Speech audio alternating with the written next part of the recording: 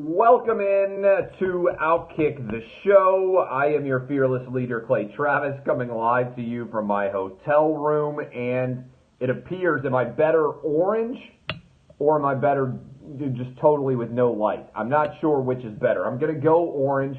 We're going to be spooky. It's going to be like I'm sitting by the fireside beside everybody. I'm curious what your answer is as to which is better. I hope all of you are having fantastic Tuesdays. Orange is the guess in honor of State of the Union. I should definitely be orange in honor of Donald Trump. I am live from Minneapolis, where I am here for the Super Bowl, and I hope all of you are having a fantastic day. I don't know why the audio is as it is, and I don't know what the issue is.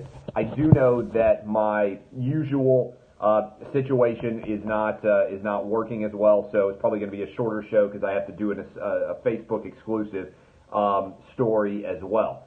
So I hope all of you are having a fantastic Tuesday. I am Clay Travis. It's Outkick the Show. I would encourage you guys to go to Oddshark, get ready for your gambling picks. They are the presenting sponsor. Oddshark, go to oddshark.com for all your gambling and audio-related issues. I would also encourage you to make sure that you get your hookup with my friends at The Home Loan Expert. Wherever you can go, you'll be glad that you did. And if you go to thehomeloanexpert.com, they'll make sure that you save a bundle on your next mortgage. In fact, they'll turn it into a perfect time. All right, go to thehomeloanexpert.com. I always say this. If something is not perfect with the show, suck it up.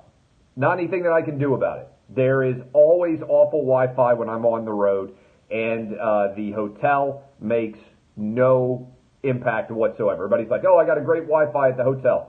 I paid the expensive Wi-Fi, the double-down Wi-Fi, and it's still not good. So here we go. Going to go rapid fire here. Several things to get to. Chief Wahoo banned by the Indians. The Fighting Irish, according to MSESPN, need to be banned as well. Blake Griffin, poor Blake Griffin, got on a plane today and flew to Detroit from L.A. It's about 85 degrees and sunny in L.A. It was about 10 degrees in Detroit. State of the Union is tonight. I'm not sure if I'm going to watch. I think I'm going to be at the media party riding roller coasters and drinking beer instead. And they have discovered, in honor of my orange face here, they have discovered orange crocodiles, which is terrifying, and I can't believe it is real. All right, several things to get to, and I hope all of you are having a good day so far. Let's start here. I didn't talk much about the Chief Wahoo decision because I think it turns into a really intriguing decision. And let me explain. To what extent do you have an obligation to answer racist issues from the past in the modern day if nobody knows that they're racist today? I was thinking about this recently with the controversy that happened at H&M over the kid who wore, like, you remember that controversy that kind of blew up? It was like a kid who wore a monkey shirt, and he was like, I want to play like a monkey or whatever it said. And I was thinking to myself, my kids have no idea that there was ever any connotation between black people and monkeys. I'm sure that little kid didn't know it either. So to what extent, same thing like you hear this talked about every now and then with blackface, right? When people have like a blackout and some college kids decide to paint themselves entirely black. What are the obligations? What are the obligations to teach young kids about racism, particularly pernicious racist things that they would have otherwise never known about, in order to make sure that they aren't racist in the future? I think it's a really intriguing question, because do you go back in time and say, and I think it's an interesting question because to what extent do you go back? I mean, and do you go back and find like every offensive term ever used to describe Italians or Irish or Germans or everybody else out there?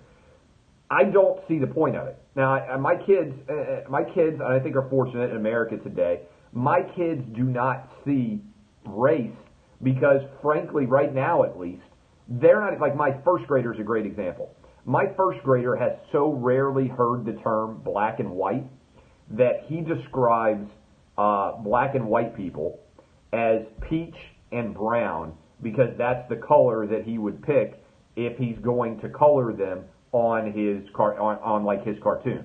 So he hasn't sat around and even been exposed to the concept of black and white. He knows people are different colors, but he only knows them from like a Crayola color box, where white people are peach because they're more peach than they are white, and black people are typically brown because they're more brown than they are black. Now, I use that as an example because they are living in a different era. And in particular, this Chief Wahoo story has been intriguing to me. Now, the Major League Baseball has basically banned the use of the Chief Wahoo logo for the Cleveland Indians. I don't feel strongly attached to the logo. I'm not a Cleveland Indians fan. I don't have any particular connection to it. But to what extent are people actually offended by this? And more importantly, what percentage of people have to be offended by something in order for it to be banned? For instance, the Washington Redskins poll suggests that 90% of Native Americans are not offended by the term Washington Redskins. So, is this a majority rule type situation, or do you use the 10% that are offended as a reason to eliminate something that 90% are not offended by? This is, I think it's a fascinating question that doesn't have an easy answer, and why I wanted to talk about it today. So, Chief Wahoo, I think, is in a similar vein. So what is the standard for offense? Because many times in today's day and age, the standard for offense, and I don't think this is right as a First Amendment absolutist, is somebody says, I am offended, therefore this shouldn't exist. And I think that's because people are so desperate to find something to be offended by today that they feel like they need to go back in time to 1968 and actually find something that they can be offended by. So I think it's an intriguing question for everybody out there. To what extent does offense have to rise in order for it to cease to exist? And how about for people who are perpetually offended, how about we just tell them, deal with it? Like, this is not the United States of I'm offended. We have created a culture where when somebody out there says, I'm offended, they feel like they are in a position of power. I think it should be the opposite. I think if you feel the need to scream, I am offended, or complain that you are offended by something, I frankly think the rest of the country needs to brand you as a total pussy. I think that you just need to deal with the fact that you're not going to agree with everything all day long. And so, earlier today, I'm told, I watched the video, they had a debate on First Take. Max Kellerman, MSNBC extraordinary, decides to come on and say that they should ban the term Fighting Irish as well, that Notre Dame should no longer be the Fighting Irish. And I hear this, and I think to myself, who's offended by the term Fighting Irish? And it, to me, ties in with the Chief Wahoo example, because historically, maybe, I guess, Irish people had a reputation as being fighters. They also have a reputation of being drunk, thank God for St. Paddy's Day. I don't know who's actually offended by this, but I think when you apply the same consistent standard, you end up in absurd places that, to me, demonstrates the absurdity of your argument. If nobody is offended by something, and if nobody is worked up about it, and it isn't a substantial issue, I don't know why you need to change something, frankly, right? And so I think this is emblematic of sports being obsessed with politics and trying to fix things when there isn't actually anything worth fixing at all. And this ties in with my theory about why the Grammy ratings were down 24% in the past year. I think there are tons of Americans out there, good, reasonable people of all races, ethnicities, religions, all different backgrounds, who are basically saying to entertainers, entertain us. America is good right now. There isn't anything really that wrong with our country. Is it perfect? Of course not. Unemployment is at an all-time low in the 21st century for all groups, white, black, Asian, and Hispanic. Okay? There's never been a time where there have been more jobs. Wages have never been higher. The stock market, notwithstanding today, which was not a great day, has been on an absolute tear. Why are people so angry? Trump is going to talk later today, and the State of our Union is going to be strong. I was talking about this with a friend. And it reminded me, when I was a kid and I was studying all of history, I got upset because I was like, man, we've pretty much solved every major issue in American history in terms of equality. This was around 1992 or so when Bill Clinton is running for president. Everybody under the law is equal. Does racism still exist? Yes. Does it exist from all races? Yes. Will it always exist? Yes. Is it lazy to judge somebody based on their race? Yes. But from a governmental perspective, there are no major fights to win anymore. Our grandfathers, at least my grandfather, got to fight the Nazis in World War II. We have this strange war in Afghanistan, which doesn't really seem to have much of a connection to anything in our lives to the extent you want to call it a war. We decided we're going to go into Iraq and spend $1 trillion and try to remake the Middle East as a democracy, but it's not anywhere near the same thing. There was the civil rights movement. There was equality for women in by and large, which now exists. There isn't much of a wage gap when you actually factor in women who take time off to have kids. If you don't have a kid, the wage gap is virtually non-existent between men and women in the same jobs. And so when you actually look at everything, there isn't really any major good side of history argument left to be had. And my argument is that what the left wing in this country is suffering from now is they wish they had something to actually fight for. And if you start to break it down, what they're fighting for now is things that nobody can see. They can say, oh, there's systemic racism. Where? Oh, you don't even see it because it's so systemic. Well, how do you fix that? All right? That's not the job of government. The job of government is to assure that everybody's treated equally under the law. And actually, the only systemic racism I see is affirmative action, which allows you, based on your gender, certainly to a certain extent, but more so based on your race, to get advantages that you otherwise wouldn't. And so I'm sitting around here when I see arguments like the Fighting Irish and Chief Wahoo, it's just people trying so hard to find controversy and fault with America, even where, frankly, there isn't very much of that controversy or fault at all when you actually look at the numbers. Another good example is the obsession over transgender bathrooms. How hard do you feel like you have to fight if you are convinced that the transgender bathroom issue is the defining one of our times? If you feel like you need a law to guarantee that people who look like men can use male bathrooms and people who look like women can use women bathrooms, that's a pale approximation of what happened in the civil rights era. Right now, you can use whatever bathroom you want. There's no guy standing outside Crocodile Dundee style actually checking genitals to make sure what is going to be the overall outcome.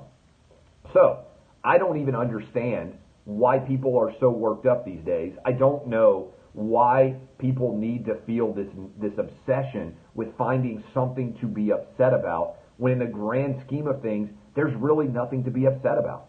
This is the truth. And so this Chief Wahoo moment, the Washington Redskins obsession, the Fighting Irish argument of all things, it's an attempt to make stories that aren't stories actually exist. And this to me is what happened with the Grammys. The Grammys ratings were down 24%. And I think what is systemically happening here is people are telling entertainers and they are telling sports figures and they are telling people in positions of prominence, entertain us, shut the fuck up about politics. We get that some of you are unhappy that you don't like Donald Trump. Big deal, okay? Deal with it. He's the president right now. We don't want to hear you talk about politics. Your opinion is widely known at this point. You're on Instagram all day railing about Donald Trump. You're on Twitter all day railing about Donald Trump. You're on Facebook all day railing about Donald Trump. It used to be that at the Oscars and the Grammys and all of these other award shows, as well as sports, that was the only time when an athlete or a entertainer could speak out and tell you what they actually thought with a big audience. That isn't the case anymore. All they're doing is echoing over and over and over again the same opinion. And by the way, if you have the same opinion as everybody else in the arena, is it actually brave to be sharing that opinion? You're literally speaking to the choir. And so I think what happened with the Grammys, why they were down 24%, and why these ratings for sports in the NFL are continuing to plummet, and why I suspect that the Oscar ratings will be down as well, is because people are saying the country is actually pretty good. Just entertain us. I want you to sing and dance and put on a good show. I want you to play football, score touchdowns, and make me entertained. I've got serious things going on in my life. I look to music, and I look to movies, and I look to sports as my escape from real life. And so when people tune in to these escapes and they get served broccoli instead of dessert, they don't have any interest in hanging around. And if I were the Grammys, I would say this is what we're being told. We're losing 24% of our audience. This is not ideal. And people can say, well, music has always been political. And my response to you would be, yes, there have often been major political struggles in this country. The Vietnam War was a real battle. Civil rights was a real battle. World War II was a real battle. There are no real battles in American life today to fight. Everybody is doing pretty well. And by and large, when you are constantly screaming, I'm offended, or talking about systemic racism, what you are doing is serving to alienate your cause. I think that Colin Kaepernick actually hurt the cause of Black Lives Matter, and I think Black Lives Matter actually hurt the cause of Black Lives Matter because they made it racial. And when you actually look at the data, it isn't supported by any statistical data measure. Go look at the data of police shootings in 2006, 2017, 2015. It's fake stories being manufactured as real controversy. And so, I think that's what's happening with this Chief Wahoo controversy. I think what's happening with the Redskins name, and I certainly think it's what's happening with the Fighting Irish name. Nobody's actually offended by this stuff. It's not bothering anybody. We aren't held prison by the history of our country when it comes to the modern day. Just because something began with an inappropriate reason to exist. It's like, I remember when I was in college, there were all these social justice warriors. The internet just didn't really exist yet. And certainly social media didn't. I went to George Washington in Washington, D.C. One of the first weeks I'm in college, some woman writes in and says the phrase rule of thumb should be banned because initially, when I don't know if this is true or not, but the etymology of the word is such that when you use the phrase rule of thumb, it meant that a man was able to beat a woman so long as the ruler that he was beating her with was not wider than his thumb. Okay? So I was like, okay, why do you consider the history of the term as opposed to the modern day usage of the term? The term rule of thumb today is not directly connected to whether or not women are being beaten. The etymology of words today matter. How are they used? And I don't think it makes any sense at all. To me, that's what's going on with Chief Wahoo. It's what's going on with the Fighting Irish. It's when people every now and then are saying, hey, we got to ban Cinco de Mayo because the 5th of May, that's offensive to Hispanic people. How about America, just by and large, gets things right? How about as a marketplace, by and large, America gets things right, and we got to stop worrying about all these people out there who are perpetually triggered and always offended by things that shouldn't be offensive. All right, here's the other thing. And by the way, what is the standard for offensiveness? It's a lot more than people on Twitter deciding to be offended for me. I don't know what the percentage is of people that need to be offended, but I would suggest that it needs to be something close to a majority before something is changed. If that's a conservative perspective, then then I'll embrace that as a conservative perspective. In order to change something that exists today, I think the majority of people need to decide that it needs to change, as opposed to changing things because 10% of people who are perpetually triggered decide that they're going to be triggered. Speaking of triggered, I'd be triggered if I was Blake Griffin and I just got traded from the LA Clippers all the way to the Detroit Pistons. I think this is the worst trip in the history of mankind, all right? I think this is the worst trip, and maybe not in the history of mankind, the history of major sports. I can't imagine the feeling of getting on a plane in LA and getting off a plane in Detroit when it is 85 degrees and sunny in LA, and when you get off in Detroit, it is 15 degrees, and you know that for the next 3 years, this is your life. Now, my wife's from outside of Detroit. She's from Oakland County. She went to the University of Michigan. Michigan is beautiful in the summer. Oakland County, if you have never been to Michigan or the Detroit area, Oakland County is actually fantastic. It's beautiful. Birmingham, Michigan is where we got married. It's outstanding. Bloomfield Hills, all of those areas in Oakland County, Michigan are really nice. But it is awful when it is freezing.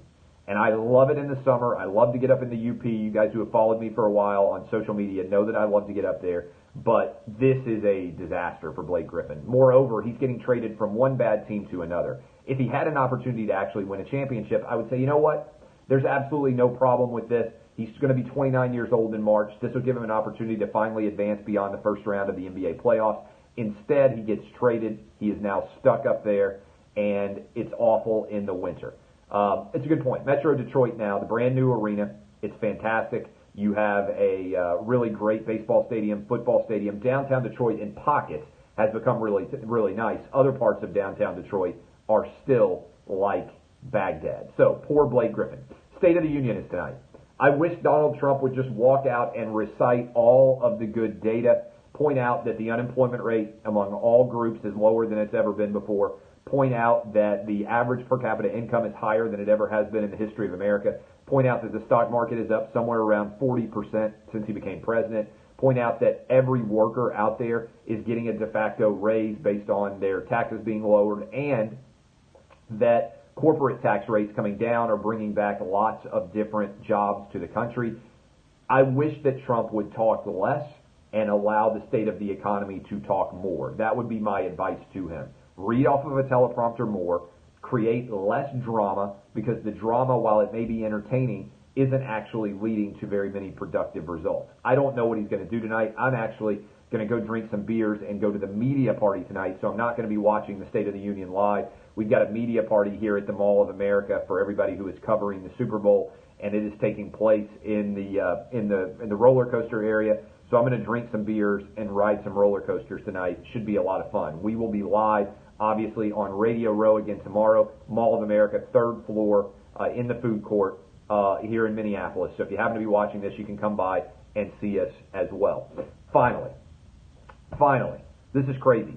They have discovered orange crocodiles. I don't know what's going on in the world where suddenly people realize that orange crocodiles exist, but there are orange crocodiles in a remote area, I believe, of Africa, and I'm convinced that now the world has gone upside down. I didn't know it was going to happen. Big deal for Jeremy Pruitt. This is going to put the Vols into the top 25, maybe get Rick Barnes, number 3 overall seed. Big deal for Clemson. Big deal for Texas. Everybody who's part of the Orange Nation out there. These cave-dwelling crocodiles are taking over in Africa. They are amazing. I saw pictures of them. They're orange. It's going to be part of the Animal Thunderdome tomorrow on the show. I can't believe it. All right. Going to do a little bit of a short show today because I got to go get ready for the media party. I am Clay Travis. This has been Outkick the Show. I'd encourage you guys to go subscribe to the podcast. Also, follow Outkick on Twitter. Follow me as well if you haven't already. I appreciate all of you. Trump alligators indeed. I am Clay Travis. This has been Outkick the Show. DBAP, boys and girls. I will see you guys tomorrow. See y'all.